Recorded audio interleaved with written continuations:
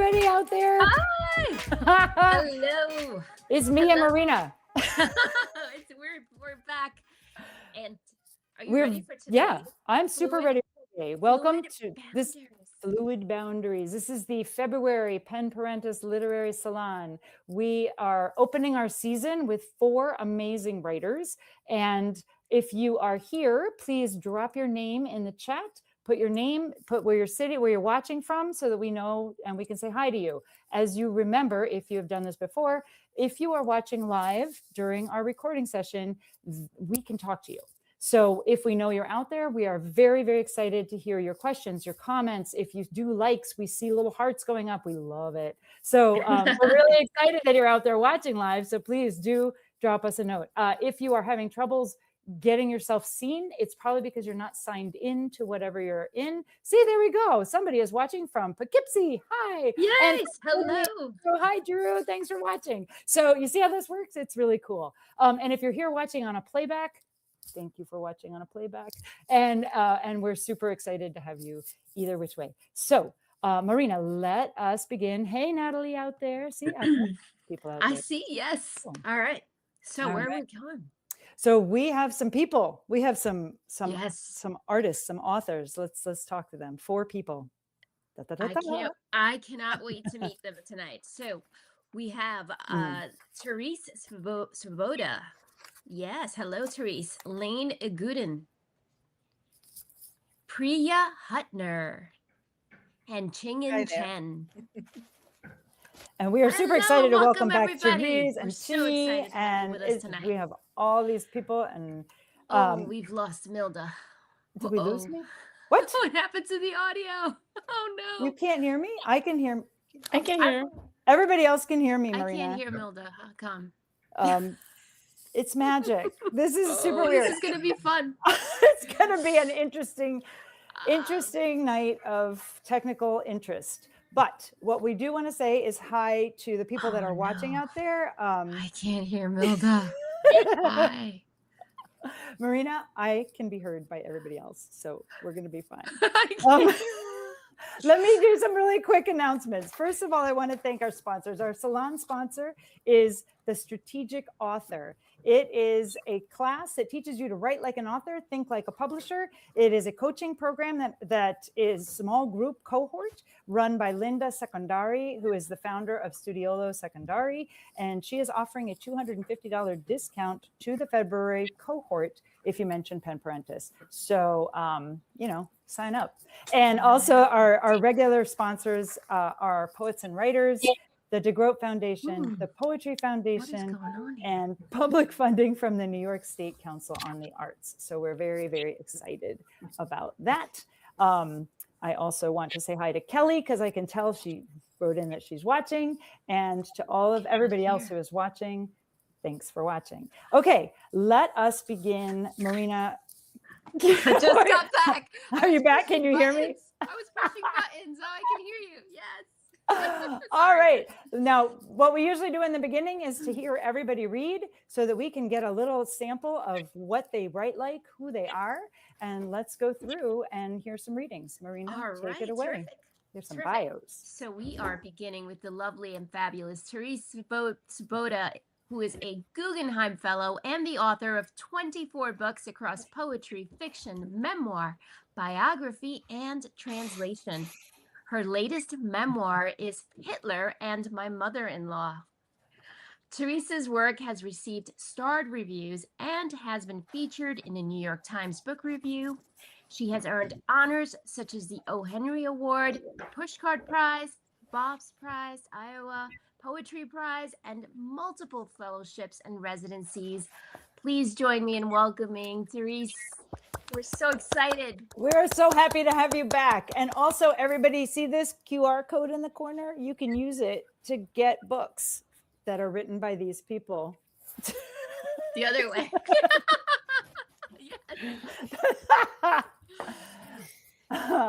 Take it away, Terese. All right. Very funny. Hitler and my mother-in-law. Mother-in-laws are supposed to be dictators, harridans, women who brook no compromise. I haven't spoken to my mother-in-law for 18 months. I don't like to interrupt her. But no, not so funny. The title refers to a 1945 photograph in which my 29-year-old future mother-in-law, Patricia Lockridge, dressed in a burly coat and a headscarf, points to a pile of ashes. The photo is black and white, 5x7 promotional size. A year earlier, she'd been recruited from her position as assistant to the head of the U.S. Office of War Information to cover the war as a sort of poster girl reporter. The military chose her to stand beside the ashes because she was a civilian, she said, and they desperately needed someone outside their purview to verify Hitler's death. Look, says her outstretched hand. Asterisk. She didn't just find a pile of ashes on the street and decide it was Hitler's, I say to my husband. Who said they were his? The military, he says. Anyway, that's what she says. Pat knew how to control information. Hired by CBS Radio as the only woman in news on its relaunched network, one of a team of 5 that included beetle-browed Edward R. Murrow. In a 1995 interview, she said, because Hitler always did his deeds on a Sunday, and as I was the only woman, and therefore the slave of the department, I was always on duty, fortunately for me, because I had an opportunity to begin to make major decisions about what would or would not go on the air, and how war was covered, and so on, because it was always very early in the morning, and later on I talk about how everybody was hungover. Ever quick to turn a negative, slave of the department, into an opportunity, she was in her early 70s when she gave this interview. Enough time had passed that she understood the social forces of the 40s that oppressed her, and now she showed her experience to its best advantage. Asterisk. In the photo I remember, disbelief creases Pat's face as she points to the ashes. That face was also buck-toothed like my mother's, and like her friend Eleanor Roosevelt's. One side was pinched from polio, with no-nonsense hair tucked under the scarf, and a decent figure below, yes. But also, as revealed in home movies, a limp. She projected feisty. Good looks might have been a disadvantage in her line of work anyway, as men in power often assume an attractive woman's only asset is ornamental. At the time Pat was embedded, what a suggestive term, with the 101st Airborne in Berchtesgaden, a town very near Hitler's hideout. But Hitler shot himself in the Berlin bunker. That's where Eva Braun took the cyanide. Berlin was where his remains were burned. Everyone knows that. The photo could have been taken anywhere. The ashes at her feet could be anything. A smear of black on the ground, perhaps even several handfuls of whatever was left in the nearby grating. Asterisk. Mom, says my husband, didn't like answering questions. She would asking them. Huh. That's great. Yes. So, Terese, was this a family thing that everybody knew about this photo, or is this something that you dug up and then you're like, now I have to write a memoir? I just remember this photo. And she did have a stack of photos, promotional photos from her time as, she was covered almost as much as the war at one point. So there was a lot of material. And I'm not going to give away the secret about the photo because it's in the book. Okay, that's super exciting. You can buy the book from the QR code. I also want to ask you, because we're doing fluid boundaries as a topic, what did this topic mean to you when you were approached, and why did you choose to self-select onto this panel of fluid boundary people? Well, the book is a memoir, but it contains jokes, fiction that I turned into nonfiction, quotes, of course, biography, of course, autobiography. And so, and then I turned it into something, a something genre. So that's fluid. That's fantastic. I love interstitial fiction. Just mush it all and bring in whatever you want. It feels more free to be able to do that now. Do you think you would have written something like this 30 years ago? Like my first memoir, published in, I can't remember, 2008, was like this. Was it? I think it's because I began as a poet, and I think in terms of long lyrical structures. And so the logic of going from one sentence to the other. I mean, I can do that in novels, but nonfiction, it's a funny animal. That's so interesting. And it's sort of reflective of memory, isn't it? The way that memory is kind of patchworky and things connect in very weird ways. That's right. Yes. Fascinating. All right, let's see who's next. Marina, All who's right. next? Thank you, Lane. please. Thank you, Right, it's Terese. my turn. I'm going to. Oh, wait. I have to introduce you. Wait a second. I've got some good things to say about you first. So give me just a moment. Let's welcome Lane Igoudin, PhD, is the author of A Family Maybe, a memoir about his journey to fatherhood through foster adoption. Lane has written widely on foster adoption and LGBTQ parenting, with work featured in Adoption.com, Lambda Literary Review, and more. A professor of English and linguistics at Los Angeles City College, he is also a former Mellon Fellow at UCLA. Above all, Lane is the proud father of 2 daughters who inspire his writing every day. Welcome. Yay. Thank you.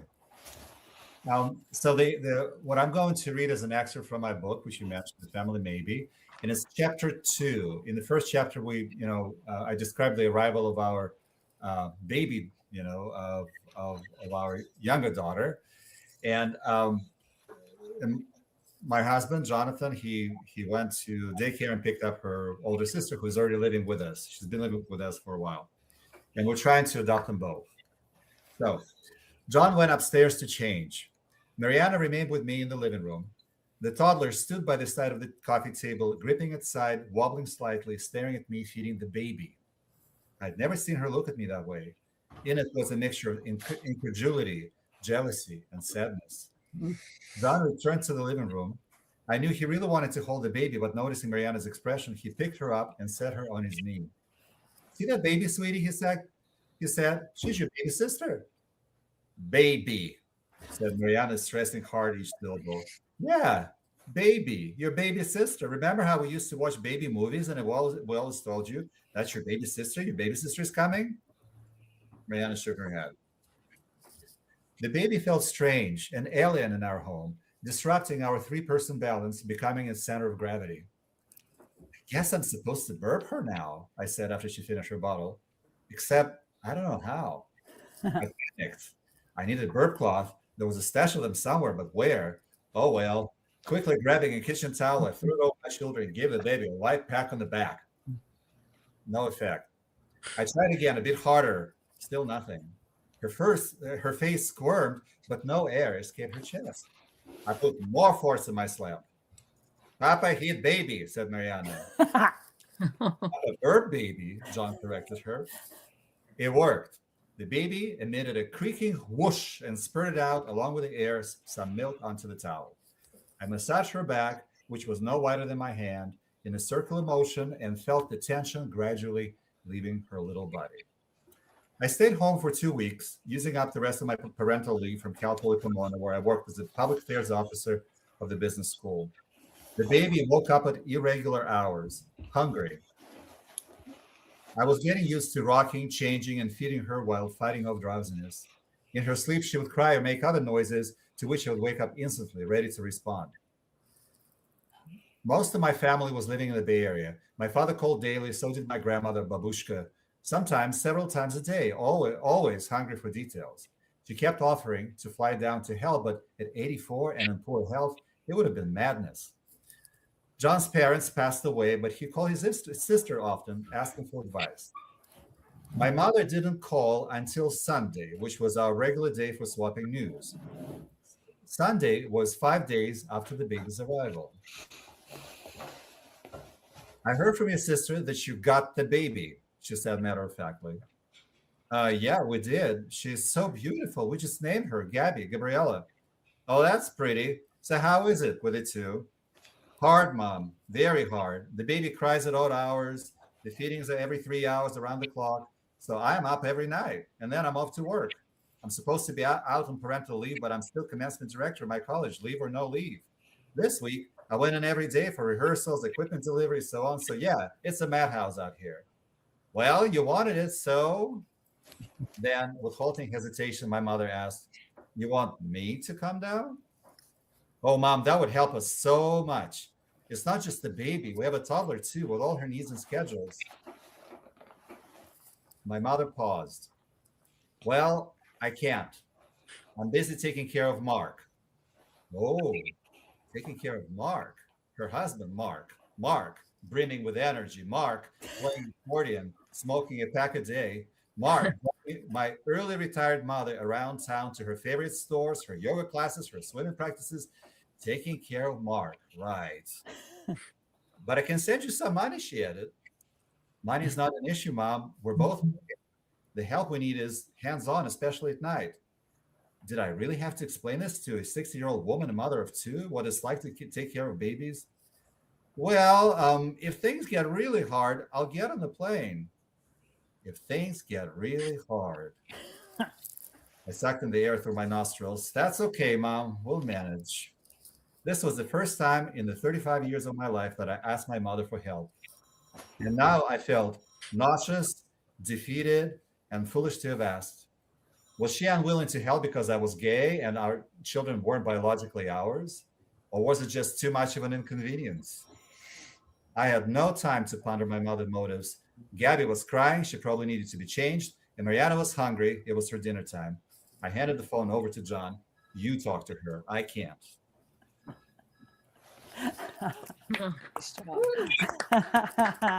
Oh, those early days. So fun. So fun. How old are they now? 19 and 21. You made it. We made it. Yes. You made We it. came out the other end. Nice. Congratulations. That's really funny. Thank you. And God.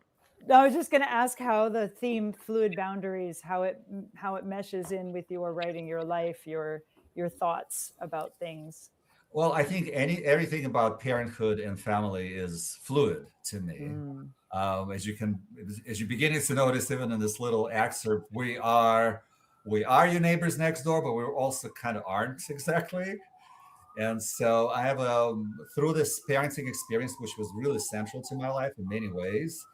I also look at that as a sort of a queering experience, as a person who's coming from the community, which is traditionally not our parents or not welcome to be parents, or the whole system wasn't really built for us by us.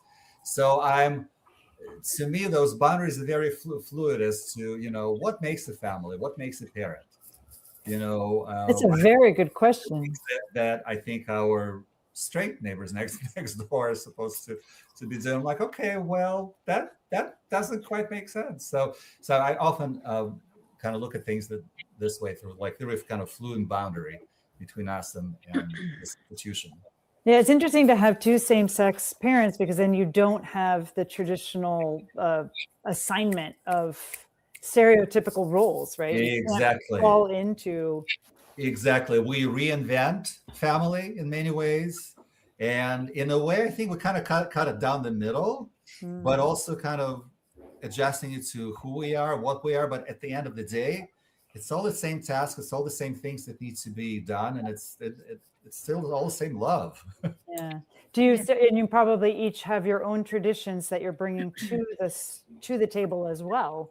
Just your own family traditions that all parents argue over, even, single, like everybody, Of course, culturally and the way we're brought up. Of course, we come from very different environments. Of course. Yeah. So interesting. All right. Well, let's see who's next. This is fun. All right. Next up is Ching-in Chen. Ching-in Chen is a genderqueer Chinese-American poet, community organizer, and teacher. They are the author of The Heart's Traffic, Recombinant, a Lambda Literary Award winner, and Shiny City. Ching-in's work explores identity, transformation, and justice. Their honors include fellowships from Lambda and Emerge New York City, as well as the Judith A. Markowitz Award for Exceptional New LGBTQ Writers. Welcome, Chingy. Thank you. I'm going to be reading from my new book, Shiny City. And it originated from a fight to save the historic Riverside Chinatown. So I'm going to start with reading a poem, which is in 2 sections. One of them is a persona poem of a houseboy, and the other one is the context. Button for Mrs. Bettner's houseboy. Some nights, kitchen sink, drain board, refilled pantry, each number perched to her command. She presses, line, lights a room which holds her body. 8, parlor, a cup of tea. 6, bathroom, never rung. A lady's private, keep stories in my closet, waiting for free day. All these years, jewelry box shines, outhouse mine. I know tea leaves, how they drain. Gramophone. Her dead son's portrait glower from parlor. Other one shunts trophies on cheap second floor. Everything in this house has a useless double. Shutters onto balcony with no entrance. Whist ladies marvel at spider, dangle from his neck. If guest stays, fancy magazine holder.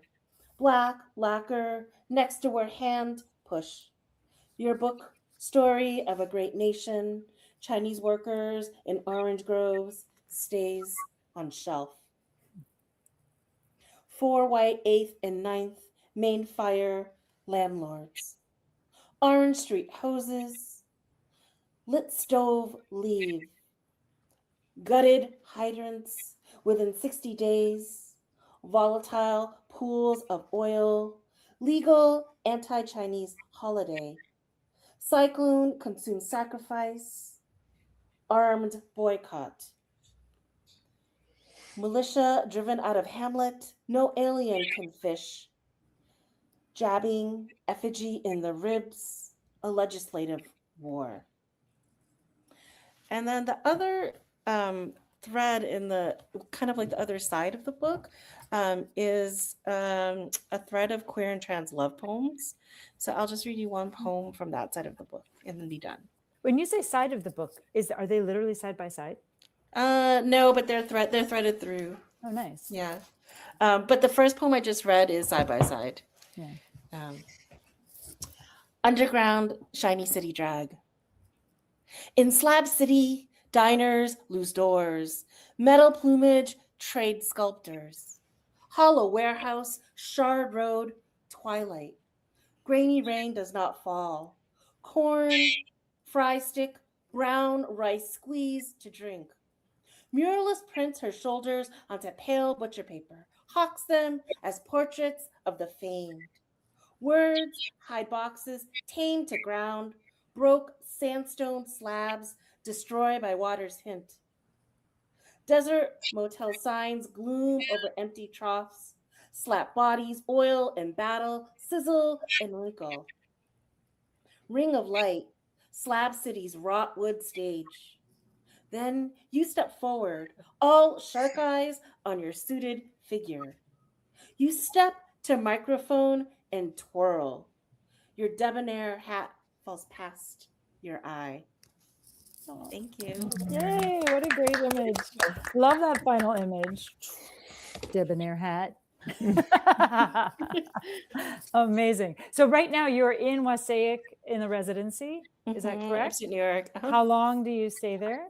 I'm here till the end of, or actually very beginning of March. Nice. And how terrible is the snow compared to? It was frozen. All the pipes in this building where the studios are like froze. No, that's Yes. terrible. Did it bond everybody though? Like all the artists, did they all bond about that? Yes, Like, we were all cold. But I was trauma bonding. I was born in a blizzard in upstate New York, so I guess I Oh. can be back to my roots. Oh, that's interesting. There's like a full circle thing there. And now you're a professional in the same exact situation. Amazing. Tingy, what is your connection to the fluid boundaries theme? How did you feel about it?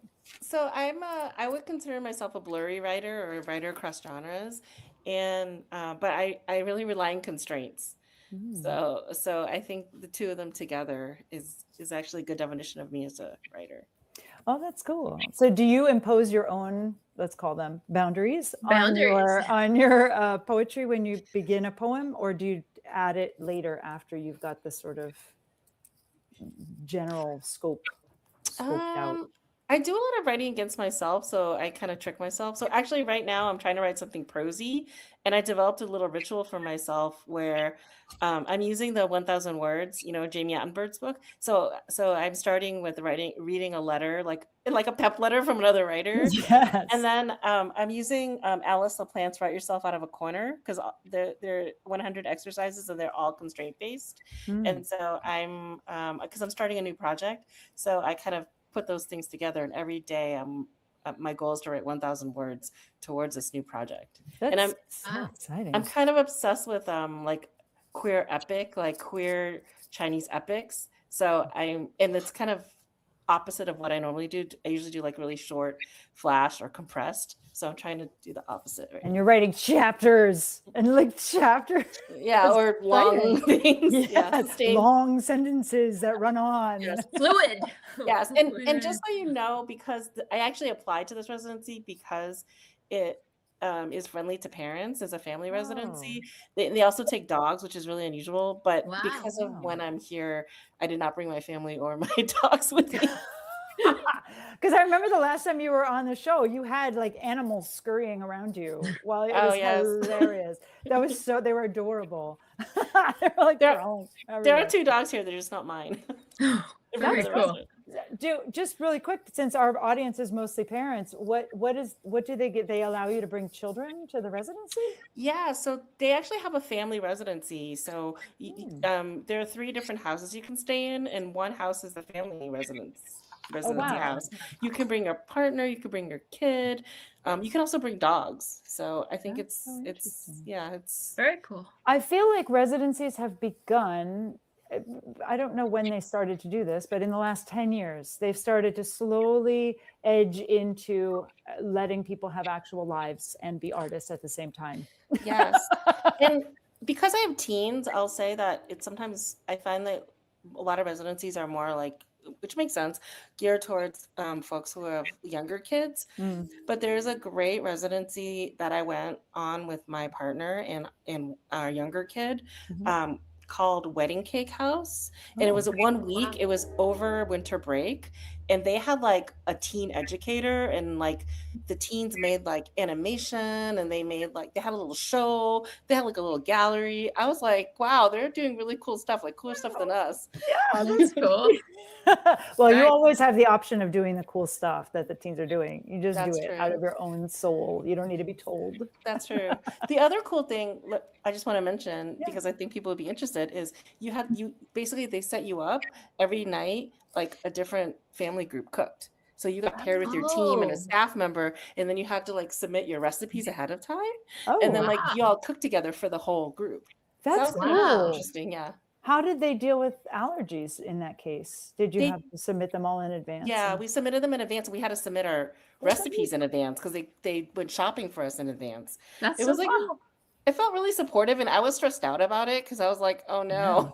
What if I don't cook something yummy? I know. Wow, that's super interesting. Oh my gosh. Okay, well, we're going to talk more. Priya. Yay. Okay. Priya, yes. Okay, finally this evening. Priya Hutner is the author of Chasing Nirvana, a memoir tracing her journey from life in a cult-like ashram to personal freedom.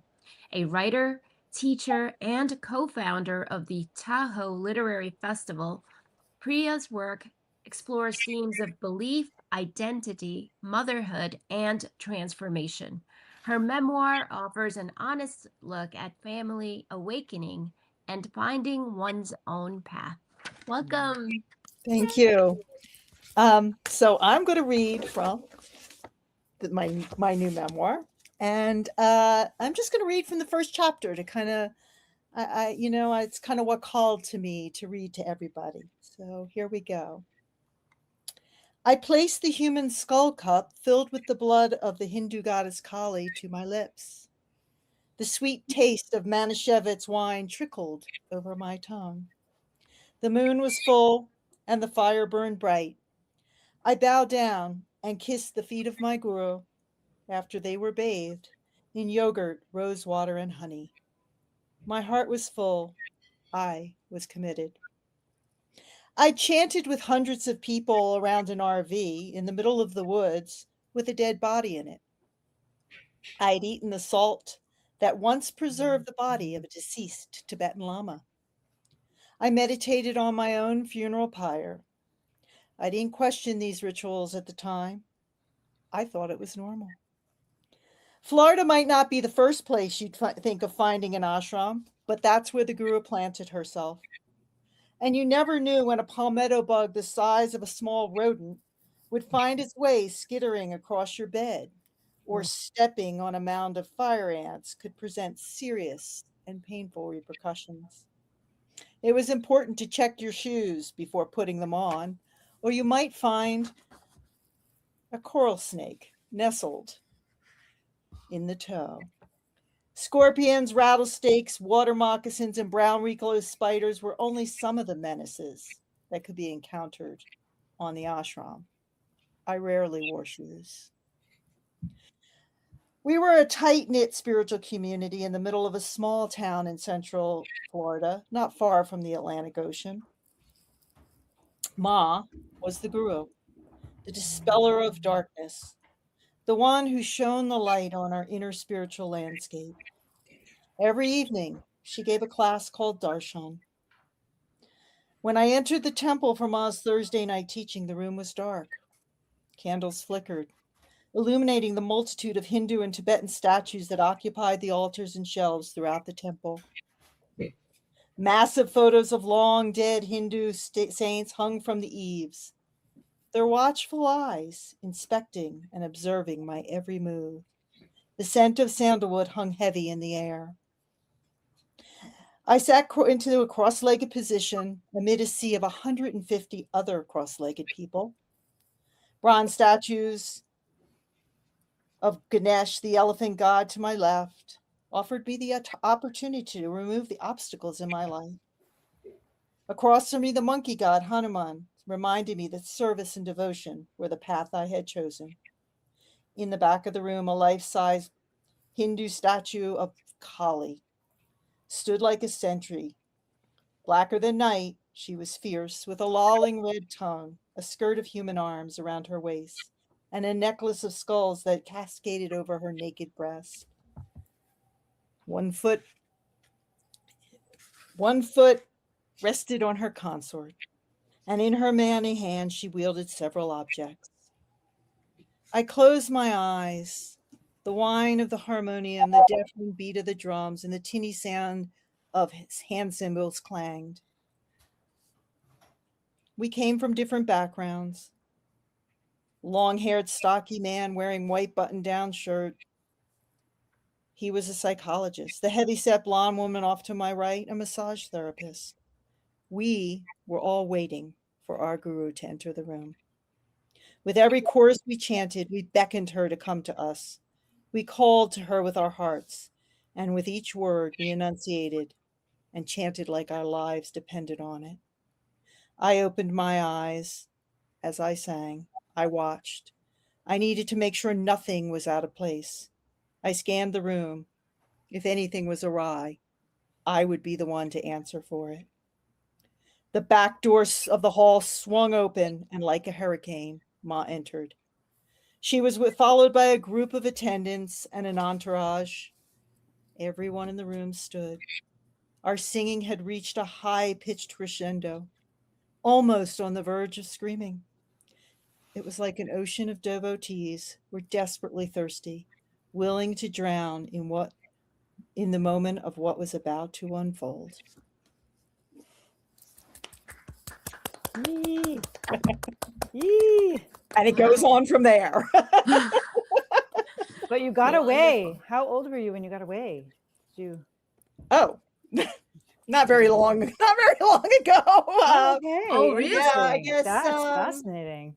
Yeah, I guess I've been here in the Tahoe area now for 11 years. Wow. And And- you've already started a literary festival? I'm very Right. impressed with this transformation. Fluid boundaries, baby. I love it. I'm really impressed. I'm really impressed. So when I moved here, there were two, I had been in this community for a very, very long time, and I didn't know what I was going to do.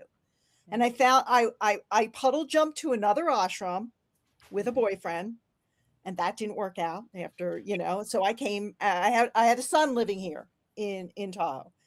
And so I fell in love with the place and I moved out here, and I had an opportunity to write for a local a publication. And so I became a journalist and started writing feature stories. And I became their entertainment editor and a food editor. And from there, I was like, well, I know how to cook. So I started a catering company, of which I still do. That's amazing. It's ridiculous. Okay. It's ridiculous. And then a couple of years ago, my friend, who was the one who gave me the opportunity to write for her publication, the Tahoe Weekly, which was the Tahoe Guide, she and I kept saying, I want to do something in our community. And so she and we co-founded this literary festival, and it's been amazing. That's so cool. When does it have its booths? I don't know. So in April, for all the, we do a literary crawl in our town, and it's called the Truckee Literary Crawl. That's April 10th and 11th. And it's readings, right? So we have already, I think our call for submissions closes on the 15th, and we already have 60 submissions. Wow. And we've had 300 people this is our second year of doing this. And then come fall in October 9th and 10th, we do the literary festival, which has, generative workshops, craft talks, panels, programs, readings. I mean, it's mind blowing how much traction and what fun it has been. I mean, authors from everywhere. So yeah, so that's super cool. Let's bring everybody up and we will chit chat, shall we? Let's chit chat. This is really fun. Yeah, that's cool. So hi everybody. Hi. Shall I get you all started with an easy one? Let's do low ball. What motivates you each to write? We'll start with Lane. With me, it's usually a story that I feel needs to be told. And I feel guilty if I don't sit down and write it down. So might as well just get it out, put it down on paper. So that's what drives me. And it's usually something that I observe in life. I write nonfiction. So it's something like, oh my God, there's this amazing connection between A and B, which I really want to explore and put it down on paper. Yeah. Nice. Cool. I wanted to say to Lane before I forget, I really think it's so admirable that you've, looked at the foster care community. I actually grew up in and out of foster care and didn't get lucky. So I was, homeless and on my own at 16. But the fact that you've gone through that whole journey, and look at your kids are so much older now. So I really think it's wonderful that, you did what you did. So speaking for kids growing up the way I did, I think it's really, really wonderful. Well, thank you, Marina. Wherever I speak, I always mention the fact that even today, there are almost 370,000 kids in foster care all across the United States. And I always say it's 370,000 too many. Yes, yes. The richest country in the world should not allow this continue to happen the way it is. Yeah. So, Yep, I applaud that. Thank you so Marina. much. You made it too. You're a survivor. I made it too. Here I am. Mm-hmm. Wonderful, wonderful.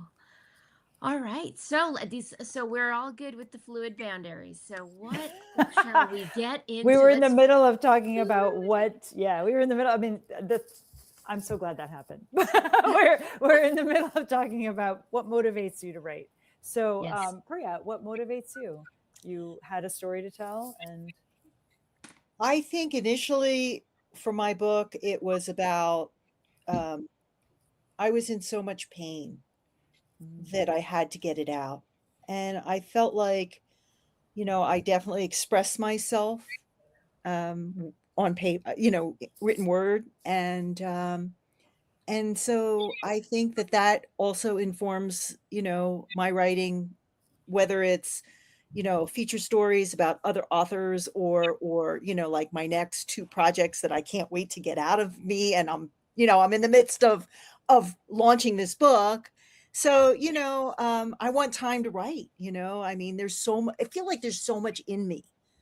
And, it's, but nonfiction is my jam, although I just was included in a poet anthology, which I don't consider myself a poet, but here I am, doing some poetry, and that's pretty fun, and, just kind of stretching. Yeah. It's Did, a did stretch. you did you write as a Exploring. child or I much? think, yeah, always Yeah, read and write, always. like journal, diaries, always. I mean, that's what helped me write my book, was that I kept journals. I'm a little less, I feel like less now, but I try and, I have notebooks all over the house. So, yeah. But That's yeah. wonderful. Therese, Um, you write so much. You write so many different things. and Really. just it has all to, the time.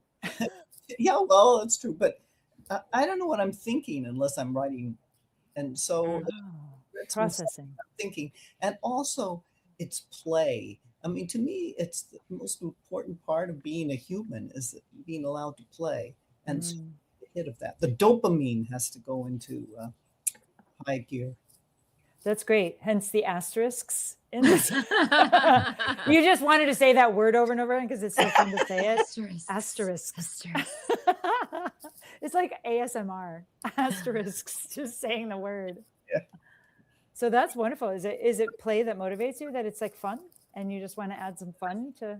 I find it great fun. I Actually. love that. Yeah. I love that. And is it always fluid, your writing? You always feel like it's just Well, flowing and So what happens to me generally is that I'm really thrilled with whatever I write. Oh, that was wonderful, and it lasts about 20 minutes, and then I get a chance to edit, which is really writing. And so you just have to have something there, and not to wait too long, or you forget what you were playing with.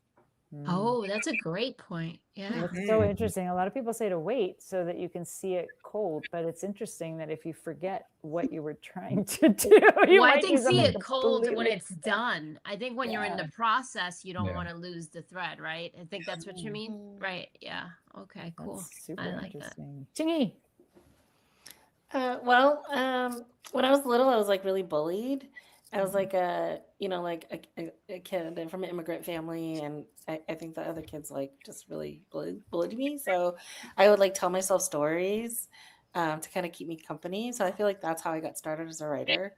And I think I think I just started writing because I didn't, the things we were reading in class didn't reflect my experience, and I still find that to be true. Yeah, it's so much. If you can't find what you want to write, you just write it yourself, or what you want to read, you just write it yourself. That's so interesting. Do you still feel like you're semi-telling yourself a story when you are writing something new?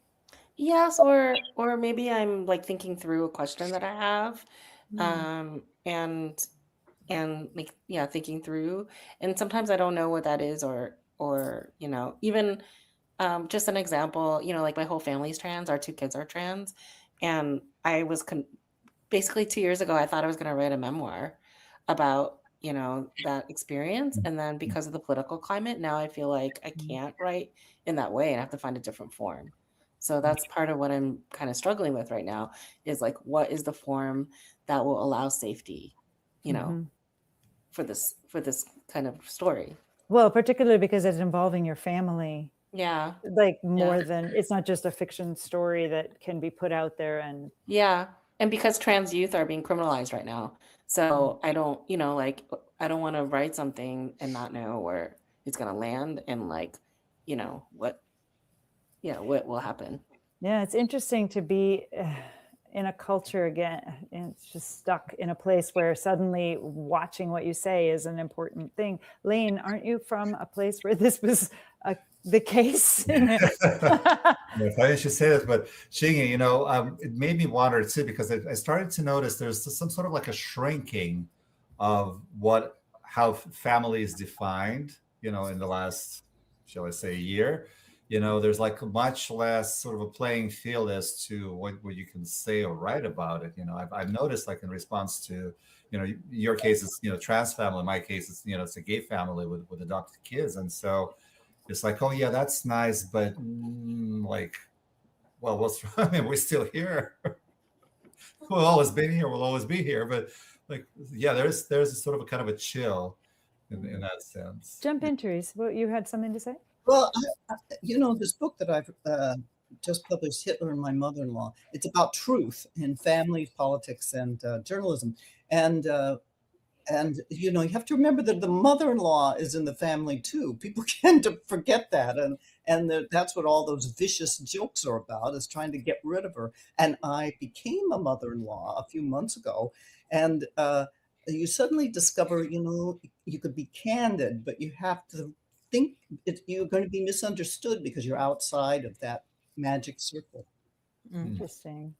Yeah, all the family roles, I guess, deserve to be re-examined a little bit and hopefully re-included, allowed, broadened rather than narrowed. Yeah. It's interesting that almost everything in the society is more broadly defined, and yet there is an attempt to narrowly define all things. It's interesting. It makes me think of like how technology is engaged in this, because to pigeonhole something is like the realm of computers, where everything is a 0 or a 1. And so that's a very binary, as you know, system. And all of a thinking culture or a feeling culture is inherently not that, right? It's inherently more broad and fluid, and things change. Like one day you're not a mother-in-law, and the next day you are a mother-in-law, and now you have a new perspective on what it means. I mean, it is like the day that you become a parent, right? Lane, like your story where you're like burping this baby going, I don't know how to do this, and yet it is my job. Right. But neither do, I would think, most women. No, that's the Right. point. I didn't know anything. I was like, it's absolutely not a thing that is in, and yet I was very intrigued that in the part of that memoir, your instinct, or maybe not instinct, one question you had was, is she not doing this? Is she not helping me because I'm gay?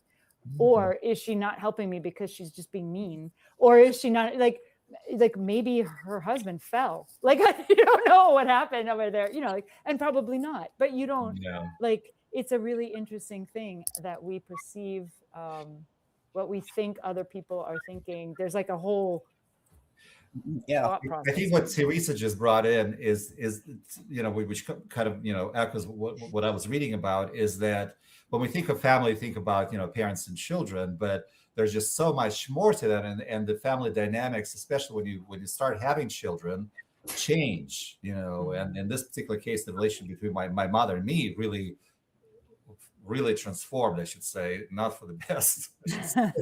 Once we had kids, and Teresa is stepping into the role of the mother-in-law, with all the stereotyping that goes into it, and she's discovering that there's a lot more to it than I thought. So it's just exactly, there's all this complexity about what really defines a family. We talk about family boundaries. What is a family? Mother-in-law is a family, right? And then of course there's a chosen family, in addition to all the actual family, the traditional families. There are the rejected families. There are the families you suddenly discover you have by doing 23andMe. There's a lot of family in the air, and yet people are trying to like narrow it down. It's so interesting. I think Priya had quite a family at that ashram. I would think. I did. Yeah. Indeed. I mean, she was the mother figure of the community, and my biological mother, my mother was her right-hand person. And, and even I became a mother I was a teenage mom. I ended up in New York. I lived in Queens. I was a single mom with 2 children under the age of 2 for a while. I bounced between the ashram and New York, back and forth for a while. but yeah, and then here you are with a family of 150 people, and not even chosen. A lot of those people were not chosen family. They were Imposed. yeah, that's a great way to say it. Yeah, and and now here I am. Both my boys are grown and they're married and they have kids, and it's but I have a huge community here, and many of them are part of my chosen family. Do all of you have families that are supportive of your writing? Like, are the people that are around you, are they helpful? Are they happy? Are they supportive? Or is it something that you have to deal with and figure out how you continue your creative self with negativity? Can you talk to that? You don't have to if it's difficult. No, that's it. Well, I'll sorry, I just jumped in. Please But jump in. I think for both of my sons, it's difficult that because it's part my story. I'm telling my story, but they're part of my story. And then you have this ashram community who, as soon as they heard that the book was coming out, people started kind of wanting to know, well, what is this about? Am I in it? What are you saying? Is it bad? Is it good? And, like all of those things. So, there's trepidation. There was trepidation, and it is a, that place where you feel vulnerable and raw, and naked. You're telling your story, and I mean, I'm having a book launch and there's hundreds of people coming, and I'm like, they're all gonna know, Yeah. all my secrets. Not all of them, but many of them. But so there's both things. I think that like you say, there is the frittering around the edges. There's the, you shouldn't be telling my, that story. I mean, I'm only telling the story from my perspective, but there is that a little bit of negativity. And then I have a very large community who are super supportive.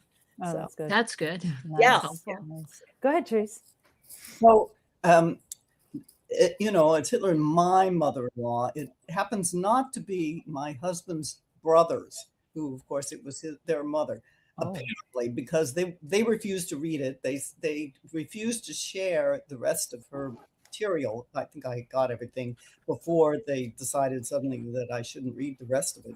So, and they're very nice guys, friendly still, and I find it peculiar that they don't want to read about their mother.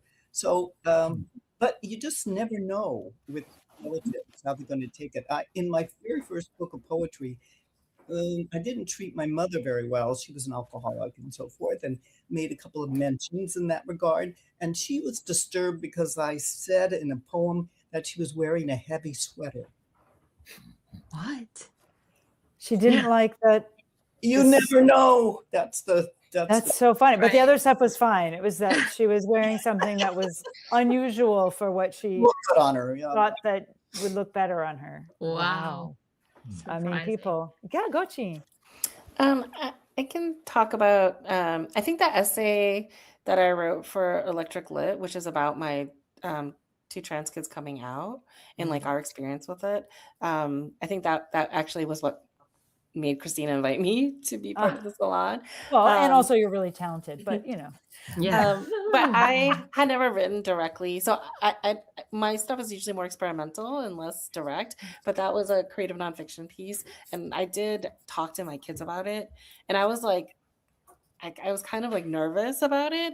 And like, I gave them a pseudonym and I was like, read some drafts, tell me what you think about it. But they just were like, whatever, it's fine, whatever. Yeah. It's typical. I feel like younger people, the younger people are actually less private. It's almost, privacy is almost not a thing, like kind of it's not a thing. It's just not a thing. They're not looking for privacy, but maybe there's a correlation between privacy and shame in the air, in the ether, in like older generation people, that you don't want to find, you have privacy so that you don't feel the shame of people knowing stuff. But if people don't judge you, then the privacy is almost irrelevant because there's no judgment that's going to be had. So who cares? Like, know or don't know. You want to know what I had for dinner? This is what I had for dinner. Who Yeah. cares? Right? I was so surprised. I was really surprised. By their response, but It's so fascinating. How old are they now? If you don't mind. now they're 16 and 19, but then they must have been, I think that was like 2 or 3 years ago. So 14 and Which is a really tender age. Like that Yeah. tends to be a very sensitive, like, don't get in Mhm. my business age. Mhm. That's kind of lovely that they were like, whatevs. Whatevs. I am who I am. That was a celebratory moment, and now I think I don't think I am going to write about this period at this moment, just because there's just a lot more struggle, and I don't think I can write about it with perspective at the moment. Lane, did you want to address this question? Yeah, I mean, I think the question is, when you write about your family, you begin to weigh the pros and cons, and of course, it's easy to write about your family. Everything is wonderful and positive, just, smiles and all. But when it's not so much, or if it's much more complicated, then when my book came out, which is about our topsy-turvy 3-year adoption story. Who's got a train? I love that. This is the coolest weird background noise. Yeah. It's like it's just invading from. I don't think it's near anybody. It's just It's not here. It would be a cruise ship, but no. Yeah, so I think all of us had a very different reaction to the book. So because neither of my kids, no, my husband actually saw it before it got printed. And I was debating whether I should share it early on, but I felt like, okay, in many ways it's my story too. Yeah. So I mean, I think I do, but in a way it doesn't take away from my husband or my kids' part. Matter of fact, I at some point rewriting it, I sat down with Jonathan and I interviewed him about certain parts where he is. Said, well, how do you remember? What did you say? Nice. I put it all in. So when it came out, he would read it one chapter a day because it was such a kind of such a major experience for him that he needed to process it a little bit at a time. And our daughters had very different reactions, and it really reflected not so much the book, but how the whole story affected them. The older one was very much affected by it, because she came to us after a very difficult year, the first year of life. And her younger daughter, as you know, was a baby, was a newborn. So we're the only parents she's ever known, and she's very securely and safely attached. Honestly, I don't think she ever even finished the book. Maybe when she's old. I hope she's not watching because I did put something in it, and she got it wrong, which tells me that. I was like, well, did you? Yeah, I read the first piece of it. Like, did you? Yeah, I read it. I'm like, I guess so funny. Maybe she doesn't want to rock the boat, all this, but she knows who her family is, So our older daughter had a very different reaction to her. It was a very emotional experience. She was thankful for me to disclosing it to the general public and bringing it back to her. But it's definitely, people may have different reactions. Now, I can write stories. I can write about other periods of our lives later on, but I think I won't, because that will be more their story than mine in this case. Yeah, and interesting. So, it'll feel more like being more, more of an exploitation. Yeah. But that I thought was in good balance. Okay. We have a question. Do you see it, Milda? I have do. A question and we should answer it from how do or did you nurture creativity, literary or otherwise, in your children? Who wants to answer that? Thanks for asking. Thanks for asking, Carlin. Let's see. Well, which are there any children that are writing or creating? Yeah, did any of your kids turn out to be writers or artists? Okay. Yeah, Priya, how did you nurture your son? creativity? You start. Well, I'm not sure if it was me, Oh. but it turned out my father was a radio personality and he was a writer, and my older son is a talent and a writer, and so he kind of He's very much, maybe it's DNA, I don't know, but and then my younger son we're in business together, and so his creativity comes out through cooking. So I think that's I think that we were surrounded by books and reading, and I think that is important. Sure. It's important. So I Yeah. think that helped. Yeah. Good. Terese? Both my sons said that while seeing us struggle, they all wanted a paycheck every week. And Smart boys. Nice. That's very funny. Yeah, that is. All right. Yeah, And go ahead, Ching- Chingy. What did, Well, what did- both of our kids are creative in different ways. So when they were younger, we would bring them to wherever we were going, some creative stuff. I didn't talk about this, but I'm a bonus parent, and our kids grew up going back and forth between two households, and it was at times it's very challenging. And so as in their teen years, in the last few years, it's been really, really challenging. And we joined this parent support group for parents with basically behaviorally challenged teens. And one of the things we learned was this concept called ACE, which is no advice, criticism, or explanation, because they don't respond well to that. So since we've been there, we have been really trying to not discourage, but we've been trying to not push things on them, but really let them find their own path, so that it's not us imposing on them. So that's kind of, I think, the journey that we're on. And they're both still our younger kid is really into music right now, and our older kid is an illustrator and really interested in old technology. But I think what we're really trying to do is really trying to let them find their own path. Yeah, that's a beautiful. I like that ACE idea. That's so cool. Yeah, I like that. I No think we could all advice, use it. criticism, or Explanation. explanations. That's Explanation. fantastic. My son would be like, "Yes, do that, Mom." This is perfect. Yeah. That's pretty great. Or P, prying. No, none of that. Add all the ACE. letters in there. We'll have no letters. That's hilarious. You guys, you can't believe it. Honestly, I'm all for ACE, but Chingy, I think what works for us is that by kind of keeping a very kind of close eye on what they're doing and being strategic when you feel there's an opening. Yeah. My older daughter was writing amazing poetry in high school, and it was like, well, there's this 2-week workshop organized by CalArts. Would you like to sign in? If I just came to her and say, listen, I know, but at that moment, she's like, yeah, I'll try it. So if there is an opening for a conversation, then you can just go right in. But Yeah. otherwise, yeah, when they're teenagers, when they're young adults, ACE. It's very exciting. I like these acronyms if they work, but I just can't believe it. But it is the end of our hour, you guys. Yes. So I want to thank all of our viewers out there for being out there and for being, chatty. We like chatty. I wanted to let everybody know that on March 1st, our applications open for the Pen Parentis Writing Fellowship for New Parents. That's a $2,000 prize, a year of mentorship, and publication in Dreamers Writing Magazine. Yeah. It is a really cool fellowship. People who have done it go on and do great things. And it opens on March 1st. So, all you have to do is have at least one child under 10 years old, and you're eligible.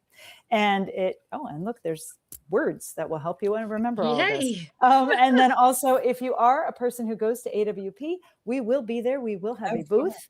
We will, please find us on our booth. We have 2 booths this year. We have a main booth in the middle of the action where everything will be crowded. And we also have an outpost. And our outpost is right on the very edge of the floor where all the people with the strollers are trying to get some peace and quiet. So please come and visit us in one of our 2 tables. And also on Friday, we're co-hosting with a whole bunch of other wonderful organizations like Kave Kanam and Kundiman, Loft Literary Space, City Lit Baltimore is kind of gathering us all together. And we're having a big dance party on Friday night, the 7th of March. So please come to that. You don't even have to be registered for the event, for the conference, but you do have to be registered for the event. You can find that information soon on our website. And other than that, I do want to let you know also that Chingy is going to be performing her poetry or reading their poetry. Sorry, my bad.